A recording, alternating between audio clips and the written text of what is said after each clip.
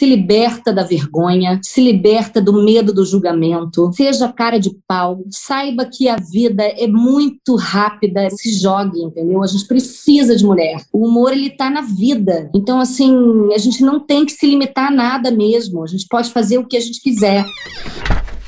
Aqui no Porta Aberta a gente vai trocar ideia, informar, dar risada e abrir as portas pro diferente. Com Lucas Romano e Priscila Oliva. Sempre com um convidado novo e um tema de fritar o cérebro. Sejam muito bem-vindos a mais um episódio de Porta Aberta! Abertinhas e abertinhos, hoje a gente começa mais um mês de março especial dedicado às mulheres. Então, galera, se prepara que vem muito episódio especial por aí. É isso aí. Pra começar, quem nunca ouviu a frase os homens são engraçados, mas as mulheres são meio malucas, ou fulana é engraçada, mas ela é meio forçada, né? Olha, por muito tempo o humor e a comédia eram apresentados ao público como dominação masculina. Mas será que o jogo virou? Pois é, Brasil, e de coadjuvantes em cenas comandadas por homens, elas se tornaram protagonistas, roteiristas e donas do seu humor. As mulheres hoje estão dominando o humor brasileiro e ganhando cada vez mais os lugares de destaque. E para ajudar a gente a bater um papo sobre esse assunto, convidamos a maravilhosa e talentosa atriz e humorista Catiúcia Canoro. Uma salva de palmas! Bem-vinda! Obrigada, adorei, maravilhosa, talentosa, obrigada. Maravilhosa. Catiúcia, eu tava vendo um vídeo hoje que eu fiz xixi de dar risada, você fazendo a Julieta. Catiúcia, que maravilhoso. É maravilhoso, a Julieta é maravilhosa. Gente, Julieta, vocês viram onde esse vídeo? Eu vi no Jô. Tá no YouTube, né? Romeu, pra que te Ai, eu amei isso. Romeu, porque tu, Romeu, renega o teu pai, desista do teu nome. Se não quiseres fazê-lo, já apenas que menos, já não serei mais uma capuleta. Romeu, que é uma rosa. O que é uma rosa? E ela lê, né? É uma atriz. Não, eu amo. E amo que você puxa a manguinha assim pra ler o resto do texto. Sim, é maravilhoso. Eu adoro também essa personagem. Só quem já passou por uma escola de teatro sabe a potência dessa personagem. Eu amo. Gente, essa cena era Romeu e Julieta, eu era Julieta, Fabíola Nascimento era o Romeu. Uhum. E o Romeu era terrível também, ele tinha problema de dicção. Assim, Julieta, ele tinha um problema horrível de dicção, era terrível essa cena. Eu amo. Era uma delícia de fazer. Fazia um espetáculo que se chamava De Graça, mas tem que pagar, que veio depois do Sinta Liga, que foi o primeiro grupo de humor de mulheres em Curitiba. Ai, que legal. Antes da gente, não me lembro assim de mulheres usando um espaço alternativo para fazer comédia, né? Uhum. Eu ia te perguntar exatamente isso. Essa criação que vocês tiveram entre as mulheres foi de uma necessidade dessa falta ou foi por afinidade? Vamos criar esse grupo? Ou vocês já sentiam justamente essa discrepância? Assim? Que faltava um lugar para vocês se expressarem? Olha, eu acho que não, assim, começou primeiro com um convite de um diretor, Maurício Vogue. Ele chamou 4 mulheres para fazer um espetáculo que se chamava Mulheres de Chico. E todas essas mulheres tinham essa coisa do humor. Então era o Chico, porque Chico Buarque, toda a trilha, e Chico de menstruação. Então todos os personagens eram em cima desse tema. E foi um sucesso tão grande que a gente não parou mais, assim. A gente entendeu que a gente conseguiu achar esse espaço. E era muito divertido mesmo. E anárquico, né? Porque você falar para uma plateia masculina sobre menstruação e ser engraçado, Sim. Comédia já tá aí, né? Porque a comédia, ela respeita isso, né? Esses opostos também, né? Total. Éramos 4 mulheres e depois disso a gente continuou. Que legal. Muito bom. E vocês fizeram até que ano, mais ou menos? Depois desse Mulheres de Chico, depois veio Sinta Liga, que era um outro espetáculo, depois veio De Graça, mas tem que pagar, que era só eu e Fabíola. O De Graça a gente fez até 2009, eu acho. Legal. Muito bom. E na época você já estava no Zorra? Na época eu já estava no Zorra. Eu entrei no Zorra no final de 2007 para 2008. Ai, muito bom. E pensando nessa questão, né, da nossa profissão, ou do que a gente tem o nosso propósito dentro da arte, né? A gente estava pesquisando um pouco dentro da pauta, e quando a gente é criança e tem aptidão para fazer alguma coisa, a gente sempre acaba ouvindo, fulana tem um tato para aquilo, ou ciclano um tato para aquilo. E quando a gente pensa um pouco do humor, eu já ouvi vários humoristas humoristas dizendo que é um pouco o contrário, né, com as mulheres, né? Porque o menino, quando faz uma cagada, faz uma besteira, é aplaudido, é super empoderado. Caramba, ele pode super trabalhar com isso. Agora, se a menina criança faz alguma coisa, não, fulaninha, você não pode fazer isso. Não pode ser assim tão escrachada, né? Eu queria saber de você, Catiúcia, como é que foi, assim, a Catiúcia criança, assim? Ela tinha já essa disponibilidade? Existia esse podamento? Como é que foi pra você? Eu acho que toda mulher é podada, né? Ela é podada sempre. Ela é podada já antes de nascer, porque você tem uma memória genética que fica, né? A mulher, ela não podia caminhar. Quebravam os pés da mulher, né? Botam saltos na gente pra gente não poder caminhar. 50 anos atrás, a mulher não podia andar de bicicleta, não podia andar numa boleia de caminhão. Era proibido porque podia romper o ímen, né? Mas eu sempre fui uma criança muito contestadora. Tudo, assim. Eu ia pra escola e eu perguntava, mas por quê? Mas por quê? Mas por quê? Tudo era porque é assim, garota. Aceita, é assim. E pra mim era uma coisa assim, eu não conseguia entender. Até hoje não consigo entender algumas coisas, né? Tem tanta coisa que a gente não consegue entender, mas na época eu falava assim, mas por que a gente paga água? Mas esse sistema que distribui a água já não está pronto, já não foi feito, já não pagaram isso. Mas assim, esses funcionários são tantos funcionários, pensando em todo mundo que paga água, por que a gente tem que continuar?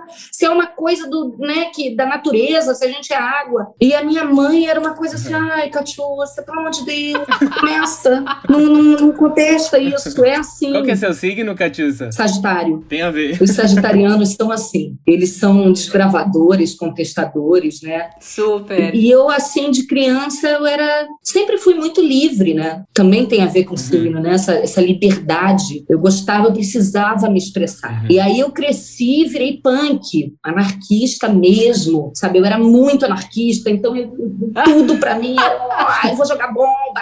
Eu não pensava em ser comediante. Que engraçado, que legal. Né? Eu já queria ser atriz. Eu comecei a fazer teatro com 13 anos, sozinha, porque eu queria fazer. Mas eu nunca pensava em comédia. Não era pra mim um lugar assim. Ai, que legal. Esse lugar da interpretação era muito fascinante pra mim, né? Na observação do outro já desde de cedo, assim, eu sempre tive muita empatia com o outro. Queria entender a maneira de pensar, por que a pessoa pensava dessa maneira, por que a pessoa agia dessa maneira, por que a pessoa andava dessa maneira, como estava relacionada a maneira da pessoa pensar com o corpo que ela tinha. E, de repente, veio a comédia na minha vida, assim, por acaso até. Só que eu entendi a matemática da história. E aí eu entendi que isso era ser punk. Ai, que legal. Ser comediante como mulher era muito punk. Ter a liberdade de falar tudo que eu queria, tudo que eu pensava, que todo mundo pudesse ouvir e que as pessoas pudessem entender, para mim aquilo era anarquia pura. Há uma maneira de contestar sem que a galera perceba, né? E aí eu nesse lugar, né? Exatamente. Então eu flertava com dois gêneros que são a mesma coisa dentro do funcionamento químico do nosso cérebro, né? Que é o medo. Então eu tinha um grupo de teatro de terror. Gente, que demais! Que não tinha nada a ver com comédia, absolutamente nada a ver. Mas no teatro, como funcionava? No teatro. Com um espetáculo que eram só serial killers dentro de um mercado das pulgas. Então as pessoas iam caminhando por aquele antiquário e em cada parte do antiquário tinha um serial killer contando sua história ou uma vítima, né? Que legal. Gente, que demais! Era muito legal. Aí depois a gente fez um espetáculo também que foi muito legal, que foi dentro de um asilo, e a gente colocava efeito especial. Então, tipo, tinha uma cadeira de roda que saía andando sozinha. Que legal. Luz explodia, o público saía embora, saía correndo. Eu não serviria para assistir. Eu ia passar mal. Quem não gosta do gênero mesmo não podia ver, porque a gente trabalhava com casos reais, né? E a gente procurava ter um apoio de pessoas que entendiam muito dos assuntos, né? Então tinham parapsicólogos. Nossa, nunca. Era bizarro, gente.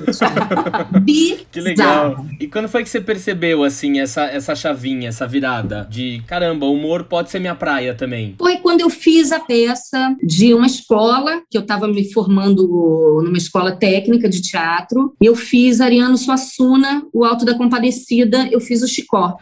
Maravilhosa. E aí, as pessoas adoravam o personagem. Eu criei um Chicó mineiro, porque a proposta era para que cada um fosse de um lugar do Brasil. Legal. E aí, as pessoas rindo de mim, porque daí você tem essa reação imediata, né? É como no medo. Sim. O medo é a pessoa toma um susto, grita, é imediato, né? Não é como o drama. O drama, você não sabe se a pessoa tá gostando, não tá todo mundo sério ali te olhando. Fica aquele silêncio, né? Você fala o que tá acontecendo. E a comédia é uma... Gente... Traz uma gratificação instantânea, né? A comédia é um presentinho, assim, que as pessoas vão te dando, vão interagindo com você. Você vai o tempo inteiro sendo levado pela plateia, né? Total. E aí eu me apaixonei por isso e sou apaixonada por fazer. Legal. Mais do que assistir. Eu não sou uma consumidora de comédia, né? As pessoas assim, mas as suas referências. E eu falo assim, gente, eu sempre tenho que inventar uma história, dizer que as minhas referências... Aí eu tava pensando muito hoje sobre isso. Já tá na hora de eu falar que, tipo, que não tem muita referência para mim mesmo, assim, que eu não sou uma consumidora de comédia mesmo, que o meu negócio é fazer. Eu gosto de pensar nas criações, eu gosto de me colocar num lugar de ridículo, no ponto de rir de mim mesma, que é uma coisa proibida para a mulher também. A mulher não ri de si mesma, ela não pode rir de si mesma. Total. Né? Tá errado o fracasso. Sim. A mulher não pode fracassar em nada, né? Ela tem que ser sempre perfeita em tudo. Então, ela tem que ser uma incrível profissional, ela tem que ser uma ótima mãe, ela tem que ser uma ótima dona de casa, ela tem que ser uma ótima conselheira, uma ótima amiga. Ela sempre tem que ir para esse lugar de perfeição e nunca do fracasso. E eu acho que é dos motivos da mulher não entrar no lugar da comédia, né? Porque ela não se permite fracassar. E a comédia é o fracasso, né? A palhaçaria é o fracasso, né? Rir de si mesmo. Sim. Tem esse lugar também da vergonha. A mulher tem muita vergonha, né? O homem não tem vergonha como mulher. Mulher, tudo é vergonha. Ai, que vergonha, gente! Né?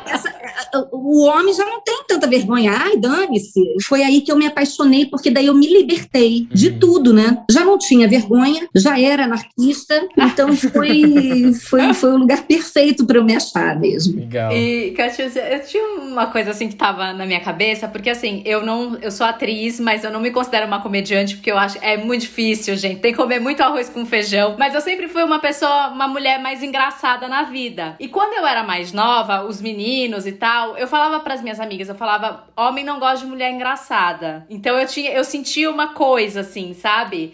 E aí, pra fazer esse episódio, eu fui ler um estudo, existe um estudo mesmo que fala do porquê os homens não gostam de mulheres engraçadas, né? Que eles acham que, assim, por exemplo, eles gostam de uma mulher que tenha senso de humor, mas senso de humor pra eles significa rir das piadas deles. Sim. E que eles se sentem, assim, um pouco, como é que fala? Talvez ameaçados por uma mulher que seja engraçada, porque, teoricamente, a questão de ser engraçado é uma linha de pensamento mais rápida, né? Uma questão de ser uma pessoa um pouco mais inteligente. Eu queria saber se você sentia um pouquinho desse distanciamento, quase como, assim, se eles se sentissem um pouco acuados com você, assim, por você ser uma mulher engraçada. Com certeza, absolutamente. E é uma coisa que a gente conversa muito, né? Por exemplo, os festivais de humor. Sempre tem 10 homens e, de repente, uma mulher, 2, quando é um grande sucesso. E dentro do festival de humor é cheio de Maria Comédia. As mulheres são apaixonadas pelos comediantes. Agora, Zé Comédia não existe. E muitas vezes eu já escutei pessoas falando pra mim assim, não, eu não poderia ficar com você me dá medo. Não, tenho medo de você. Então, assim, realmente, assim, pro cara ficar com uma mulher comediante... É um medo da impotência, né? Um medo do... É muito doido, né? Eu acho que existe uma coisa também do tipo, uma pessoa engraçada, ela acaba roubando a cena pra ela, né? Sim. E o homem, ele precisa também ser o centro, né? Ele precisa ser o centro, ele não suporta que a mulher dele seja o centro. Isso eu já vivi muitas vezes na minha vida, né, em relacionamento, da pessoa ficar comigo pra tentar me destruir, me diminuir. É muito comum. As comediantes, né, vivem muito isso, assim. Um cara pra ficar com uma comediante, ele tem que ser muito apaixonado por ela mesmo e trabalhar muito isso na cabeça, né? Ele tem que tirar todos esses esses conceitos que ele aprendeu também de uma memória genética e se libertar disso, né? Eu acho que o meu casamento durou tanto tempo, agora já acabou, né? Mas ele durou tanto tempo porque, de repente, porque ele era talvez estrangeiro, sabe? Era uma pessoa também do humor, também da comédia. Ele não entendia muito o meu humor, né? Ele ria muito de mim na vida, assim, no dia a dia, mas o meu humor era feito em português, ele também não entendia muito. Eu vejo, assim, às vezes, conversando com um homem, como ele se sente acuado comigo. Porque eles se sentem fragilizados. Sim, e parece que incomoda, né? E é engraçado que eu tenho amigas que elas são muito bem financeiramente, estão em ascensão e têm uma dificuldade ainda de encontrar um parceiro de vida, sabe? Alguém que torça por elas, porque parece que existe essa necessidade dessa supremacia masculina dentro de um relacionamento, né? O homem precisa estar em evidência. E se a mulher, ela vira um foco, seja ela sendo engraçada ou por outro motivo, tem que arrumar uma justificativa pra isso. Ela não pode ser excelente por si só, sabe? A fulana tá bêbada, ela tá meio doidinha, ela é meio doidinha, assim. E encontra essa justificativa, né? Porque o homem, ele tem que ser o engraçado sempre entre os amigos. A mulher não pode ter esse lugar de destaque, né? Não pode ter uma competição, que não deveria ser uma competição, né? É um retrato da nossa sociedade, de como ela se deu mesmo, né? Total. Eu acho que desde o momento que eles implementaram esse patriarcado, porque existiu na história o matriarcado. A gente não fala sobre isso. Nós temos até uma escritora, Riane Eisler, eu acho, que ela tem um estudo muito grande sobre o matriarcado e a comunidade toda foi em cima dela e ela foi censurada. Assim, não podemos falar sobre isso. Houve um tempo onde a mulher tinha realmente uma igualdade com o homem. E aí eu acho que a partir do momento que o homem começou a usar força, ele precisou diminuir. E o humor é uma arma, porque é uma maneira de você dar um soco na cara da pessoa sem bater. E você desarma a pessoa também, Você desarma a pessoa. Tem um livro chamado Elogio da Bobagem, que tem uma passagem que ele fala que tinha um palhaço na mesa do rei, e aí o rei fez o palhaço sentar do lado dele e deu um tapão na cara do palhaço. E o palhaço foi e deu um tapão na cara da rainha. E aí a rainha olhou pro lado e deu um tapão na cara do outro, deu um tapão. E aí virou uma brincadeira até que chegou no palhaço de novo e o palhaço revidou o tapa que o rei tinha dado nele. E aí todo mundo ficou rindo e o rei também rindo, mas ele tomou o tapa. Sim. A maneira como o palhaço reagiu àquilo com a brincadeira, né? É um jogo. É muito anárquico. Sim. Total. E entrando nessa questão do humor e no ambiente de trabalho, assim, você já chegou a ouvir frases onde, tipo, olha, eu não sei escrever pra mulher, ou não, mas acho que isso ela não vai conseguir fazer, ou isso não é pra mulher, ou deparar com alguma frase ou um texto que você precisou se impor no ambiente mesmo, você vendo que era um ambiente mais masculino, de falar, caramba, eu preciso aqui botar um pé na frente pra poder conquistar esse espaço, assim. Você teve muita resistência? Você se deparou com alguns desafios ao longo da sua carreira? Olha, tem coisas... Bom, eu sou uma atriz também sou criadora, né? De alguma maneira participo desses processos criativos, assim. E algumas vezes eu já tive que falar, não, isso eu não vou falar, sabe? Esse tipo de coisa eu não falo, né? Não vou, de novo, fomentar esse tipo de ideia. Isso sim, mas eu sempre fui respeitada. Eu acho que passei por alguns momentos que não foram legais, mas eu consegui me colocar e consegui me impor. Que bom. E aí, a partir disso, a pessoa falou, opa, né? Ela vai se colocar, ela não vai ficar quietinha, baixar a cabeça. Então, a gente tem que ter um cuidado aqui também. E um respeito, né? Porque gera um pouquinho de medo, né? A gente que já passou perrengue na profissão, às vezes quando conquista um trabalho e vê uma coisa meio delicada, tem medo de se impor, com medo de perder o trabalho, né? Então, às vezes fica, caramba, será que rola, não rola? Tipo... eu nunca tive isso, sabe? Nunca tive medo de perder o trabalho. Excelente. Sempre me coloquei. E eu acho que por isso eu também conseguia chegar em vários lugares. Sim. Porque as pessoas, elas não vão te respeitar se você não se impõe. Você é a mosca morta ali, que vai babar ovo de diretor, ou fica quieto, não se coloca, não tem uma postura, não tem uma atitude. As pessoas não entram em discussões com você. Você só vai fazer o que mandarem você fazer. Não tem um respeito, né? Sim, porque eu acho que eu sou um veículo de transformação também. É parte da minha profissão e é uma obrigação minha ser esse veículo de transformação. Quando eu vejo que uma coisa tá errada, eu tenho que ser esse palhaço que vai dar o tapa na cara do rei, sabe? Ai, que demais. Como uma boa sagitariana, né? Também. Ela dá os coices, né? Adoro. E já que você falou, né, enfim, uma comediante, uma atriz criadora, não tem como não falar de Lady Kate, né? Eu acho que a gente não pode falar da história da comédia brasileira sem falar da Lady Kate. Acho que ela é uma grande personagem, tanto que os bordões até hoje o povo fala e tudo mais. E aí eu tenho, na verdade, duas curiosidades. A primeira é se ela já era uma personagem sua ou se você criou junto ali com a galera do Zorro, ela veio com o Zorro, ou se você já tinha a Lady Kate antes. E se você se sentiu depois pressionada para que suas outras personagens tivessem que fazer um sucesso muito grande. Se em algum momento bateu essa noia do tipo, meu Deus, depois de Lady Kate, e agora? E agora? Sim, a Lady Kate já tinha antes de entrar no Zorro, ela era a Bruna Moribug, ela era uma sátira da Bruna Surfistinha. Não, ela era maravilhosa, a Bruna Moribug, gente. A Bruna Moribug. E ela escreveu um livro, só que ela era analfabeta, não sabia escrever, então ela ditou um livro para uma pessoa escrever. E aí ela entrou no Zorra e era muito pesado ir para esse lugar, então ela conheceu o senador, e aí isso foi uma coisa criada junto com Sherman e Manuela Dávila também, que criou junto o bordão, o Topagano, né? Que ela tinha alguns bordões, né? Ela tinha tá bom, ela tinha vários, epa, força na peruca, muitas coisas foram sendo criadas ali, às vezes na hora, sabe? No momento de gravação mesmo. Eu não esperava jamais o sucesso que teve, porque foi um sucesso absurdo mesmo, né? Foi assustador para mim, foi muito assustador. Inclusive, eu quis desistir. No primeiro mês, eu cheguei lá na Globo e falei assim, olha, quanto é que é para eu ir embora? Porque eu não vou fazer isso não, isso aí é bizarro. Mas por conta do assédio que você estava sofrendo na rua? Era muito sucesso, e eu nunca tive essa coisa de eu quero entrar pra televisão. Essa pretensão, sabe? Né? Não.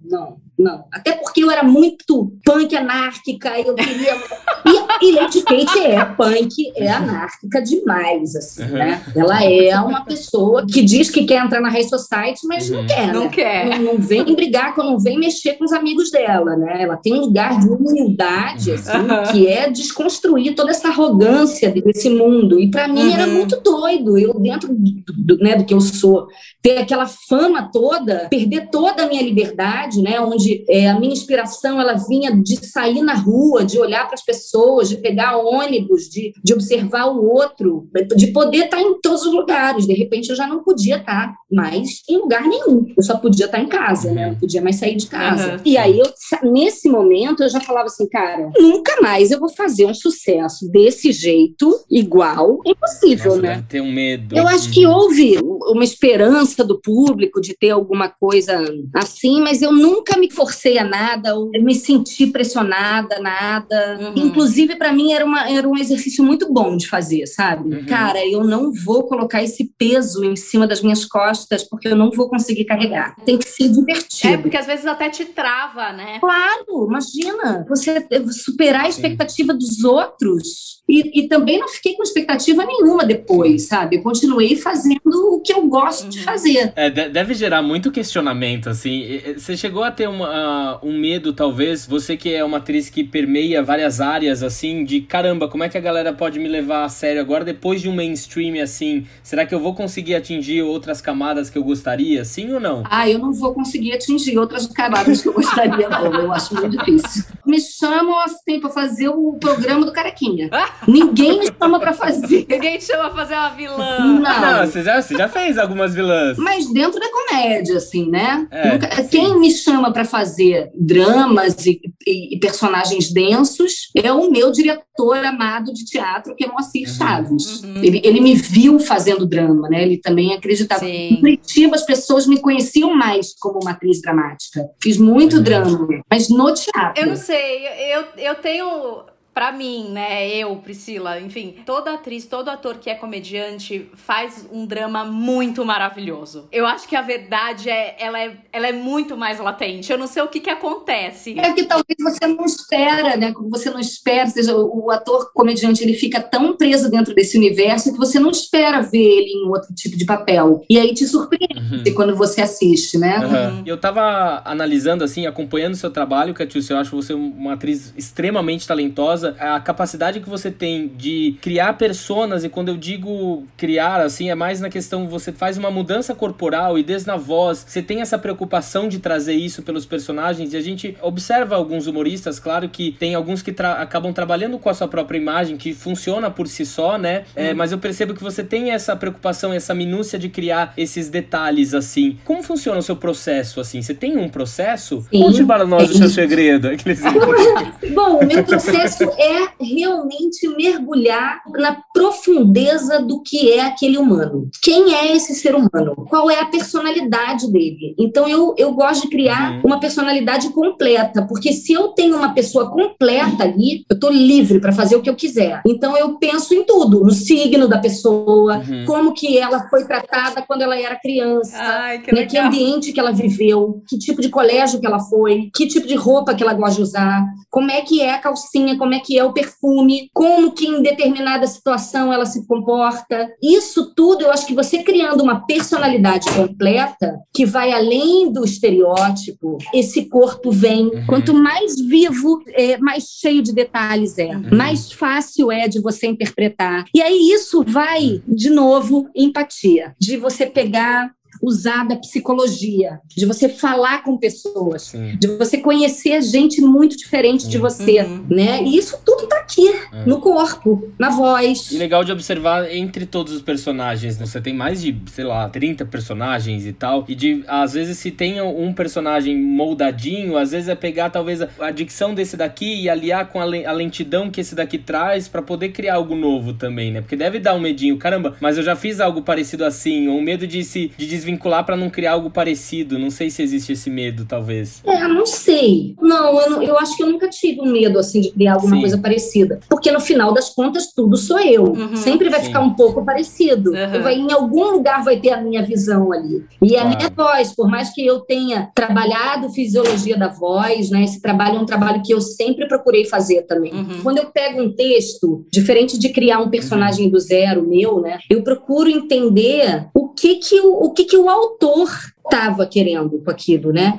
Eu procuro escutar a voz do autor. E às vezes é muito claro, a personalidade inteira da pessoa está numa frase, está num pensamento. Aí fica mais fácil. E os arquétipos, eu acho também interessante a gente trabalhar, porque nós temos mesmo vários lugares de arquétipos, né? Onde é um conjunto de atitude que traz aquela personalidade. E isso é interessante a gente trabalhar também. Ai, Catiúcia, eu amo, eu sou completamente apaixonado pela Violeta, sério, da Vila. Eu amo. A cadência que ela fala na voz, a lentidão, mas ao mesmo tempo com uma ansiedade que ela traz de fofocar. Eu amo esse personagem. Olha, a Violeta foi um personagem que eu criei, assim, que pra mim foi sofrido. Por quê? Não existia. Esse personagem não existia. Nem o personagem do Paulo, nem o Rick, nem a Violeta. Eles não existiam. A única coisa que existia são amigos que saíram de um circo e foram morar nessa vila. E eu falei, cara, o que a gente vai fazer aqui? Peraí, essa pessoa saiu. Não, eu vou botar ela meio trambiqueira. Ela foi indo num crescente de trambique que na última temporada ela já era uma assassina. Ela queria matar, botar num Opala, jogar o Opala de dentro do penhasco. Era uma coisa doida. Nossa, mas é maravilhoso. Nossa, eu amava. Não, e a gente se diverte de um jeito fazendo. Eu e Paulo. É mais legal de fazer ali com aquela plateia, porque parece que às vezes fazer humor no estúdio, às vezes é um pouco solitário. Tendo ali naquela plateia e fazendo televisão ao mesmo tempo, facilita um pouco? Facilita, mas a gente teve plateia só nas primeiras 2 temporadas. Depois a gente já não tinha mais, porque era uma peça por dia, Sim. né? Criada de assim, a gente tinha que usar o cenário, tinha que usar o elemento daquela história, mas a gente mudava tudo. E o jogo, né? O jogo entre vocês ali é muito claro e muito evidente. E fica muito gostoso de assistir. É porque não tem como você esconder da câmera. Sim. A câmera pega tudo. Se você fala assim, essa pessoa é escrota, pode ter certeza que a pessoa é escrota. Né? E essa relação que eu tenho com o Paulo não tem como esconder da câmera, porque era divertido demais. Não dá, e ele ainda dá aquelas quebradinhas que não tem como. A gente se adora, assim. É uma pessoa que eu realmente tenho vontade de trabalhar pro resto da minha vida. Qualquer coisa que o Paulo me chame para fazer, eu vou fazer. Quase que não é trabalho. Ai, que demais. Que legal. E, Catícia, você falou bastante, né, sobre essa questão de empatia. E a gente vê, por exemplo, hoje, o humor mudou muito, né, do modo de fazer humor do que fazia há 25, 30 anos, né? As pessoas vão se transformando, a sociedade vai se transformando, as pessoas estão tomando aí consciência de certas pautas. Ao mesmo tempo, tem gente reclamando, falando que o humor tá ficando chato, né? E a gente queria saber como que você tem lidado, assim, com essa questão hoje desse... A gente se questiona muito, a gente até queria fazer um episódio sobre isso aqui no podcast, que existe um limite pro humor? Sim, tem. Eu acho que tem limite. Muita coisa que eu penso em fazer, eu falo, puxa vida, né? Será que eu posso falar isso? Porque, inclusive, eu gosto muito de ironia e as pessoas não entendem mais ironia.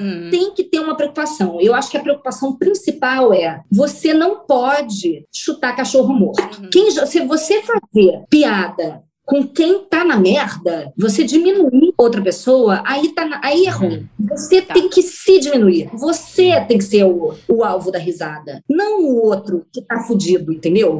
Não dá pra gente falar, sabe, racismo é uma pauta essencial, né? Feminismo é uma pauta essencial, misoginia, xenofobia. Você pode brincar sim, você pode fazer uma piada assim, mas não diminuindo o negro, né? Você tem que diminuir o fascista, você tem que diminuir o misógino. Sim. E a gente está aprendendo. Então, primeiro, talvez tenha que ficar chato mesmo, é que nem a mulher. Sim. Talvez a mulher ela tenha que ficar chata para depois achar um equilíbrio. Porque não é possível mais, assim. Tem que haver uma revolução primeiro, né? Com certeza. Tem que ter. E eu acho, assim, que dentro dessa realidade terrível que a gente está vivendo da política hoje, se a gente for tirar o lado positivo, talvez seja esse. Nunca foi falado tanto quanto a gente está falando agora. E aí, a partir de agora, vem essa transformação. Sim. E aí, a esperança de que esse assunto seja um absurdo, que não exista mais, né? No futuro. Que ele seja tratado como um absurdo mesmo, como deveria. Tem que tomar muito cuidado. Sim. Enfim, você pode brincar com a religião, mas você não pode brincar com a fé. Pode brincar com a pessoa, mas não pode brincar com o que aquilo representa para a pessoa. E é uma coisa você brincar com o seu sofrimento, né? Ou então você fazer essa autoanálise e brincar com isso. Uma coisa é você julgar o outro, né? Exatamente isso. A gente tem que tomar cuidado, porque pode machucar, pode ser feio. Eu participei um dia de uma... lá na Vila mesmo, a gente tinha um comediante que aquecia a plateia antes da gente entrar, que ele fazia um stand-up. E ele fez umas piadas muito racistas. Nossa. E eu ali atrás, eu escutei aquilo e eu fiquei mal. Chegou no final do espetáculo, eu chamei o comediante no palco, falei para a plateia, pedi desculpa por ele, falei assim, isso a gente não pode admitir mais, gente. Nossa, mas que bom, né, que você fez isso, né? Porque senão seria uma coisa que ia passar. Que bom, pois né? Não, mas eu acho que a gente tá fazendo isso, sabe? E depois ele se deu conta e ele veio falar também, ele pediu desculpa também, e ele entendeu que realmente ele estava sendo racista e que não dá mais. Né? Porque o preto morre demais o tempo todo. Né? Um preto não pode sair sem o documento. O preto não pode ter um carrão. Bom, às vezes não pode nem estar dentro de casa, né? Porque eles são mortos dentro de casa por bala perdida e tudo mais. Nem a liberdade de estar dentro da tua casa eles têm. Não. Então isso tem que ser muito olhado, tem que ser muito cuidado.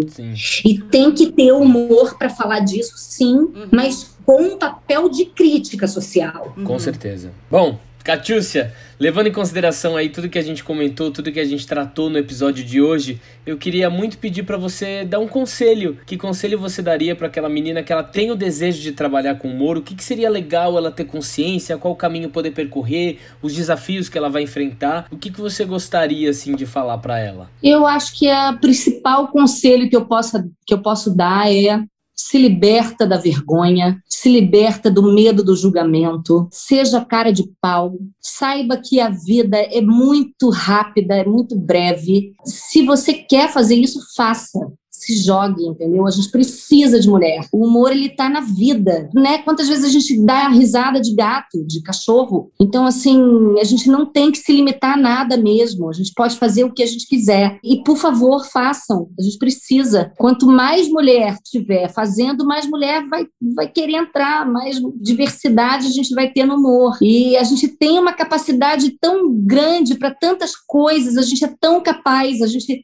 E o nosso humor é diferente, assim, ele é de um outro lugar, assim, né? Eu acho que a mulher, ela tem esse querer cuidar, que é dela, é natural dela, né? Ela tem um lugar de amoroso muito grande, e eu acho que isso a gente consegue perceber nas comediantes, né? Você se apaixona pelas comediantes, pela Tata Werneck, você fala assim, ai, que fofa, ai. Você morre de dar risada e você acha fofo, né? E ela consegue falar absurdos sem que aquilo fique pesado, sem que seja grosseiro. Gente, Renata Gaspar, eu acho uma coisa assim, Thalita Caralta, Dani Calabresa, a gente tem um time gigantesco, né? Samantha Schmutz, a Fabiana Carla, a gente já tem um time muito bom, né? Que a gente sirva de inspiração e que, mulheres, por favor, pare de falar que você não é engraçada, que você não vai fazer comédia. Você é... Sabe, Priscila? Quero ver você fazendo a comédia. E você não tendo vergonha em cena, se jogando no chão de cara, sabe? Eu acho muito legal conhecer também o trajeto, essa história do humor, né? Essa academia do bufão, principalmente, né? Porque a mulher já pode ir um pouco para o clown melancólico. A gente domina a melancolia também. Mas esse bufão, a gente pode se apropriar e a gente pode se divertir muito com isso e fazer muita gente feliz. E com crítica, porque não tem humor sem crítica, senão não tem por que existir. Arrasou. Nossa, gente, eu até me emocionei aqui, que lindo. Que lindo. Que lindo. Arrasou. Muito bom. E, Catiúcia, a gente tem um quadro aqui no podcast que chama Porta Aberta, que você pode abrir a porta para alguém, alguma situação, enfim, aquilo que você tá sentindo no momento, né? Então eu vou começar com o Lucas. Lucas, para quem você abre a sua porta? Eu vou ser chulo e clichê. Sim, eu vou abrir a porta pro humor, assim, ainda mais no episódio que a gente fez hoje. Eu acho que foi uma das coisas que salvou a gente na pandemia, né? A gente percebeu o quanto o entretenimento é importante pra gente, desde as séries, desde os filmes, tudo aquilo que nos fez rir trancado dentro de casa, assim, a gente assistindo, a importância disso. Então a minha porta aí aberta, escancarada para o humor brasileiro e o humor que reina no nosso mundão.